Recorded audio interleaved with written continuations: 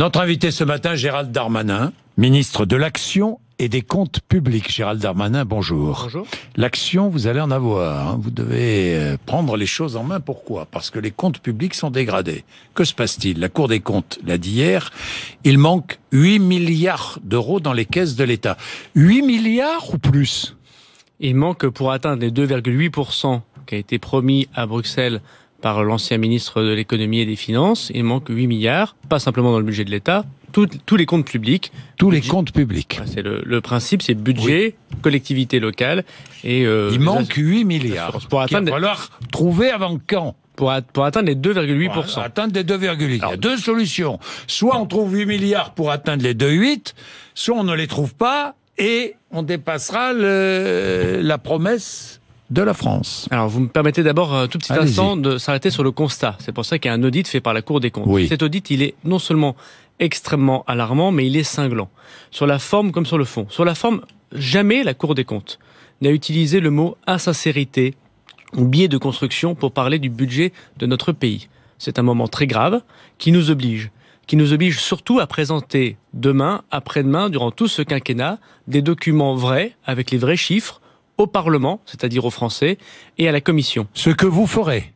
Évidemment, c'est ce qu'on fera. C'est pour ça que dès le 6 juillet prochain, je réunirai à Bercy, j'inviterai M. Migaud pour parler des comptes de la nation et de la vérité des comptes de la nation. Parce que vous ne pouvez pas résoudre une des maladies françaises, la trop grande dépense publique.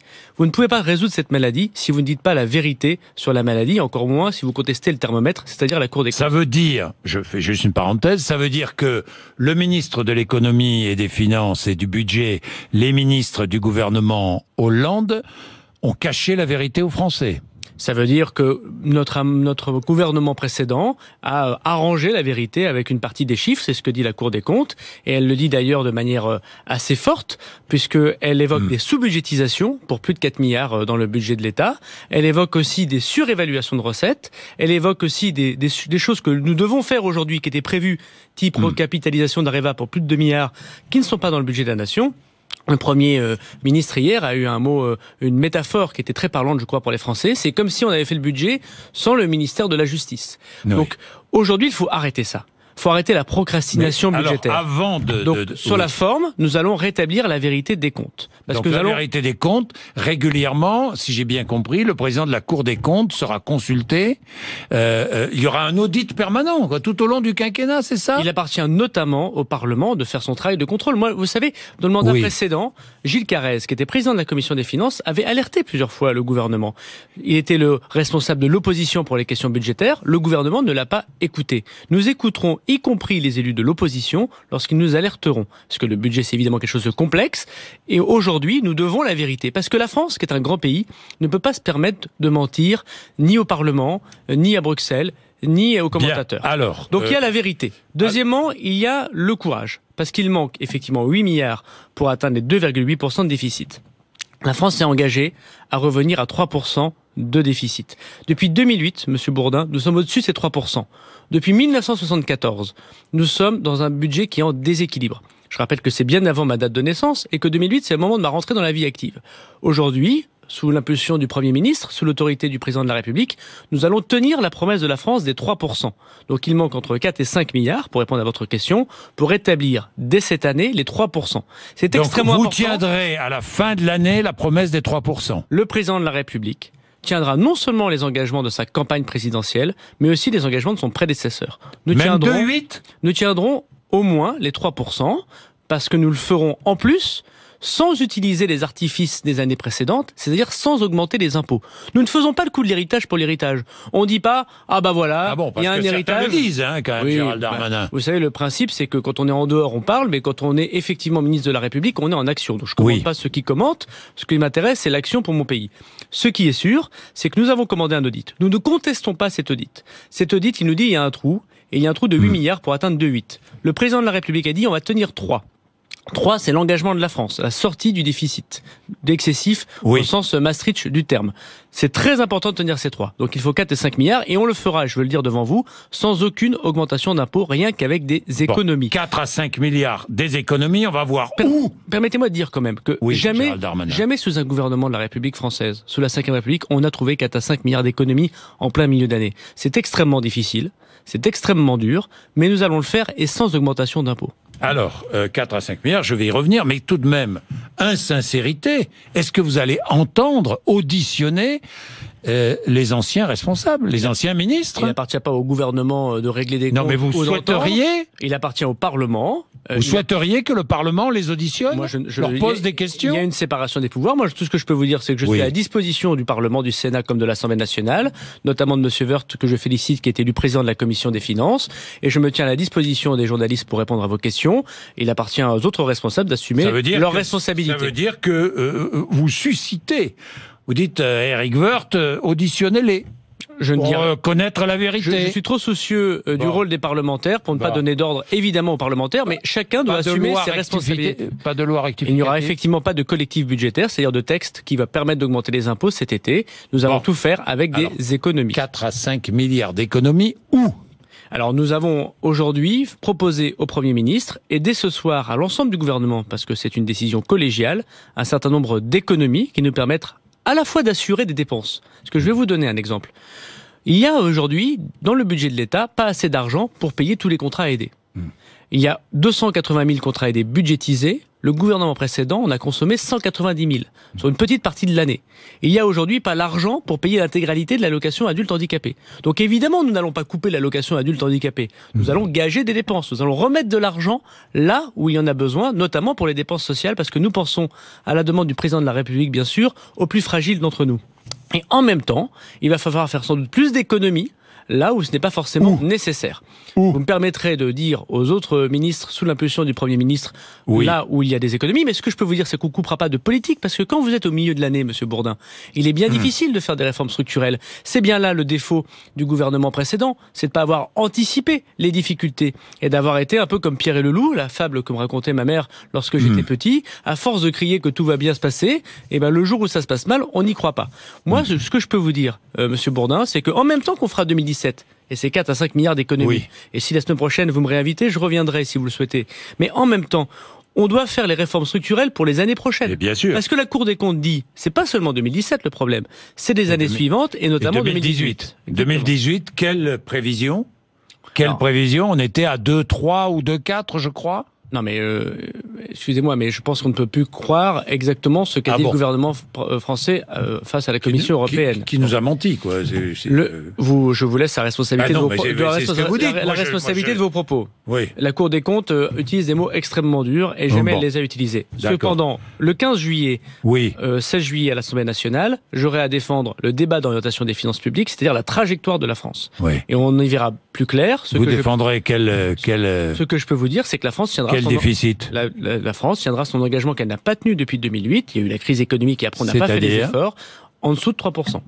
Vous serez en dessous de 3%. Nous serons en dessous dans les années prochaines. Bon. Donc, vous voulez pas me dire où vous allez faire des économies. Je vois gel du point d'indice pour les fonctionnaires, pas d'augmentation. Hein? Alors, il y a eu une augmentation qui a été décidée par les anciens gouvernements. On les assume d'ailleurs cette année dans ce budget-ci, le 0,6. Il n'y en aura plus pour 2018. Ce que j'ai dit au syndicat de la fonction publique, c'est que nous ne pouvons pas, avec les moyens de la France, faire malheureusement ces augmentations. Et dans 2018, il n'y aura pas d'augmentation du point d'indice. Ce qui ne veut pas dire qu'il n'y en aura pas pendant tout le quinquennat. Nous allons travailler auprès des agents de la fonction publique que je connais bien. J'ai été maire, j'ai été responsable de collectivités locales importantes. Je sais qu'ils font un travail difficile. On peut travailler sur plein de choses avec eux, l'amélioration de leurs conditions de travail, de leur mission, mais il n'y aura pas d'augmentation du point d'indice. Ce serait démago que de le dire. La Cour des comptes évalue cette économie à 2 milliards. Bon, les dépenses prévues pour la défense, par exemple, vous n'avez pas y touché. La défense, évidemment, est une priorité du président de la République, mais je veux ici dire, Monsieur Bourdin, que c'est pas une question de comptabilité. Comment allez-vous faire pour faire des économies, moi Attendez. Oui. C'est un sujet évidemment... Je tourne autour du pot parce que vous n'allez pas me dire. C'est évidemment compliqué de pouvoir trouver des économies, parce que si d'autres l'avaient fait facilement, ils l'auraient fait, je l'imagine. Oui. C'est pas une question il y a des ministères prioritaires et d'autres pas prioritaires. Il y a des engagements du président de la République que nous tiendrons. L'augmentation des forces de sécurité, par exemple. ou le dédoublement des classes à l'éducation nationale. Nous tiendrons ces engagements. Mais il y a l'efficience de la dépense publique. C'est pas une question simplement de personnel, c'est pas une question simplement de budget. Un bon ministre n'est pas celui qui a plus de budget, c'est celui qui exécute bien l'argent. Parce que je vais vous dire quelque chose qui est très important. La souveraineté de la France, elle dépend bien sûr de nos armées. Elle dépend aussi de notre budget. 2/3 de notre dette aujourd'hui appartient à l'étranger. Si demain il y avait une augmentation d'1 point des taux d'intérêt, un seul point, c'est 2 milliards. Catastrophique. C'est 2 milliards. 2 milliards, c'est 333 médiathèques. C'est 200 écoles. Donc une augmentation des taux d'intérêt, parce qu'aujourd'hui, heureusement, les taux d'intérêt sont bas, ce qui nous permet d'avoir cette dette, si j'ose dire, très importante. Nous serions attaqués dans notre souveraineté budgétaire. Donc le président de la République a décidé de rétablir les comptes de la nation et la parole de la France. Alors dans quel domaine, sans entrer dans les détails, dans quel domaine allez-vous faire des économies? Mais c'est justement pour ça qu'il y a un séminaire gouvernemental, Monsieur Bourdin. Ouais. C'est dommage qu'on vous y ait pas invité. Tous les ministères seront concernés. Non seulement l'État, sauf, les collectivités locales. Moi, seront concernées. J'ai été maire, je sais qu'il y a des économies encore à faire en respectant les locaux, les hôpitaux, les administrations publiques. Il y a toutes les dépenses publiques seront concernées dans l'efficience. On peut trouver la mutualisation, trouver des moyens d'économie. Efficacité, efficience. Bon, suppression de niches fiscales, mais ça c'est la préparation des prochains budgets. Exactement. On travaille avec Bruno Le Maire à présenter une loi de finances 2018 qui va stabiliser. Vous allez supprimer des niches fiscales. Qui va stabiliser l'impôt et qui va simplifier l'impôt. On va surtout faire, Monsieur Bourdin, les promesses du président de la République. La taxe d'habitation. Alors, oui, vous allez tenir, j'allais vous le dire. Oui. Vous allez tenir ces promesses-là? Évidemment. Dès janvier? Et nous tiendrons les promesses du président de la République. Vous le tiendrez, mais dès janvier? Et le premier suppression de la taxe d'habitation pour 80% des Français dès janvier? Non, je pense que vous avez mal lu le projet du président de la République. Non, c'est pas pour janvier. C'est pas dès le 1er janvier 80% de la taxe d'habitation. Ce qui est sûr, c'est que le Premier ministre, mardi, va faire un grand discours de politique générale et il va notamment donner le calendrier des mesures. Pardon, il y avait des mesures prévues au 1er janvier 2018. Oui, mais soyez, 1er janvier, vous savez... Elles seront reportées? J'entends que vous parliez du 1er janvier. Moi, ce qui m'intéresse, c'est boucler le budget maintenant, déjà. Oui, d'accord. Voilà. Non, mais donc, d'accord. je comprends. Elles seront reportées? Je comprends, et c'est votre rôle, aujourd'hui, trouver 4 à 5 milliards pour que la parole de la France soit entendue. Il y en a marre, Monsieur Bourdin, que la parole de la France soit considérée comme une parole qui pourrait être erronée. La France est un très grand pays. Le général de Gaulle, lorsqu'il est arrivé au pouvoir, il a bien sûr remis les institutions en ordre, mais il a remis le budget de la France en ordre. Les comptes publics, c'est une question de souveraineté. Le président de la République a demandé que nous le fassions. Le Premier ministre va rendre des arbitrages et je serai le garant de ces arbitrages. Mais seuls les fonctionnaires vont payer Mais non, on ne les redit pas, les fonctionnaires vont payer. Oui. Je pense que d'abord, il ne faut pas opposer les agents entre eux, les Français entre eux. Tout le monde contribue. Nous allons tous contribuer. Votre dette. Oui. C'est 32 000 euros par habitant. Oui. C'est 75 000 euros quand un petit Français naît, c'est 32 000 euros, et quand on travaille, c'est 75 000 euros. 75 000 euros. Je regarde votre compteur, ça va faire 20 minutes bientôt qu'on va discuter. Vous savez qu'en 20 minutes, la dette de la France, elle a augmenté de 3,5 millions. C'est le déficit. 2400 euros par seconde. À chaque fois que nous parlions, il y avait 5 secondes qui sont passées, c'est plus de 10 000 euros de déficit. Et est-ce que vous pensez que c'est raisonnable? Non. Donc, on doit dire la vérité aux Français. La vérité, c'est qu'il faut que nous fassions tous collectivement des efforts. Et nous promettons aux Français que ces efforts se feront sur les économies et pas en augmentant des impôts. Austérité, quoi. Non, sérieux. Ah bon? Sérieux? Non, mais austérité, ce mot fait peur, mais pourquoi pas? Tous les gouvernements ont augmenté les impôts. Concrètement? Tous les gouvernements ont augmenté les impôts pour combler les déficits. Nous n'augmenterons pas les impôts. Nous tiendrons la promesse de la France et nous ferons des économies. Bon, réforme de l'ISF, tout ça, alors tout ça c'est prévu pour début 2018. Ce sera réalisé dans le quinquennat du président de la République. Dans le quinquennat maintenant. Ce sera réalisé dans le quinquennat du président de la République et le Premier ministre va annoncer mardi le calendrier des réformes. Il y aura quelques reports de réformes, franchement. Mais attendez de savoir mardi. Nous verrons. Le rapport de la Cour des comptes est tout chaud sur le bureau. Dites-moi, vous êtes ministre des Comptes publics. La hausse du prix du tabac, c'est envisagé ou pas? Aujourd'hui, il n'est pas envisagé dans le budget 2017 une augmentation. Et ni dans le prochain. Ni dans le prochain. Le paquet à 10 euros, non? Jamais. Il y aura une loi de finances et nous travaillons aujourd'hui à 2017, c'est déjà beaucoup. Bon, dites-moi, est-il vrai que l'État pourrait prendre en main la délivrance des permis de construire? C'est vrai ça? Vous avez entendu parler de ça ou pas? C'est une réforme qui serait dans les tiroirs? Pas à ma connaissance et je ne suis pas ministre des collectivités locales. Bon, d'accord. Donc vous ne savez pas.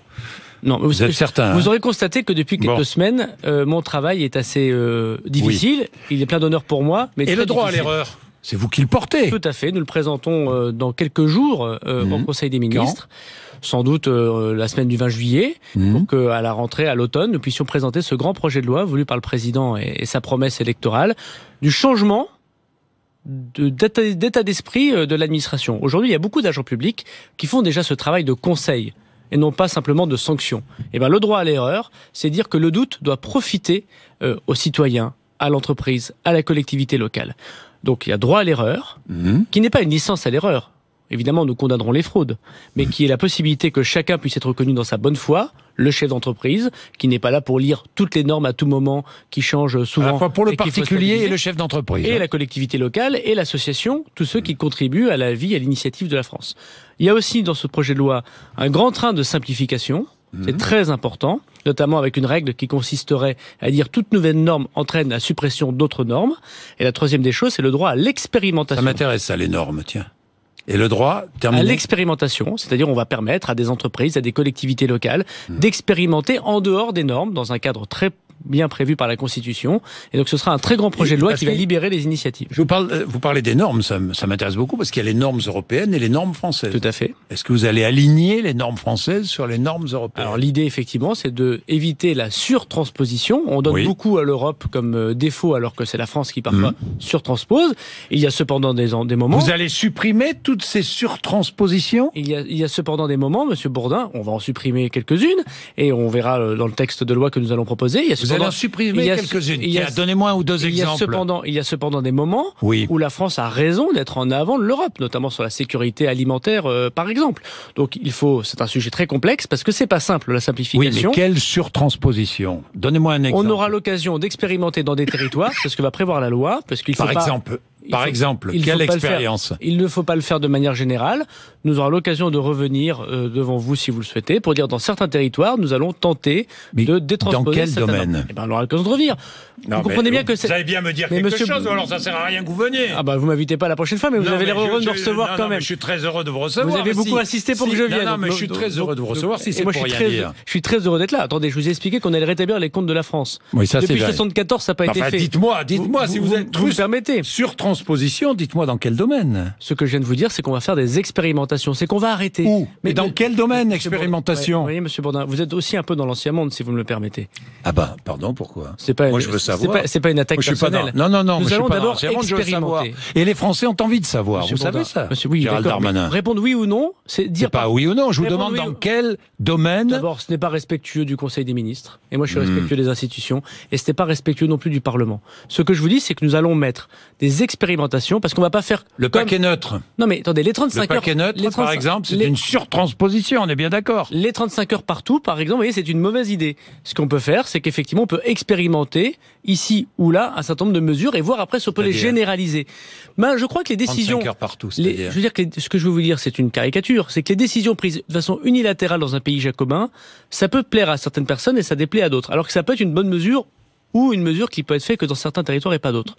Donc, y compris sur la surtransposition, nous allons d'abord expérimenter et ensuite nous généraliserons. On va d'abord faire parlez-vous des 35 heures? Pourquoi? Pour vous donner l'exemple d'une mesure qui a été faite de manière générale, qui aurait pu ici ou là, moi je vois les ouvriers textiles dans ma commune à Tourcoing, c'est normal qu'ils fassent moins de temps de travail, c'est d'ailleurs une des différences que j'avais avec ma famille politique, et en même temps, il y a des endroits où on peut travailler plus. Voilà. Mais on n'a pas le droit en France de décréter pour tout le monde à tout moment, c'est ce que demande le contraire, ce que demandent les chefs d'entreprise, une mesure.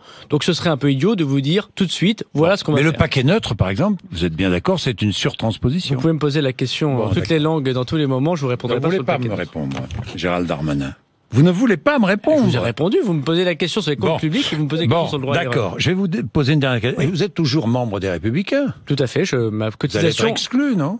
Je ne vois pas sous quel motif. Ma cotisation est prélevée chaque mois et j'en suis heureux de pouvoir contribuer ainsi au renouveau de ma famille politique. Est-ce que vous pensez qu'une partie des Républicains sont en train de préparer un accord, une alliance avec le Front National? Moi, on se dirige vers ça? Je voudrais dire, en répondant à votre question, je suis membre du gouvernement et ce qui m'intéresse, c'est de travailler pour mon pays. Oui. Mais... Simplement, en tant que citoyen français. Oui. Je trouve particulièrement dangereux et étonnant les propos que je peux lire ici ou là pour dire qu'il peut y avoir dans les prochains mois, dans les prochaines années, des accointances avec le Front National. Je comprends pourquoi j'ai choisi d'être ministre du gouvernement d'Édouard Philippe. Je comprends pourquoi j'ai été choqué que ma famille politique, issue du gaullisme et de la démocratie chrétienne, ait hésité, puis finalement accompli l'idée qu'on pouvait voter blanc quand on a Marine Le Pen au second tour de l'élection présidentielle. Je comprends pourquoi j'ai fait ce choix, et je pense que les Français de droite, comme on dit, le comprennent.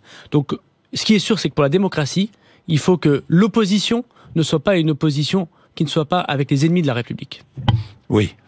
Enfin, c'est ce que propose Laurent Wauquiez. Peut-être. Bon, non. j'ai pas de commentaire. Je ne sais pas.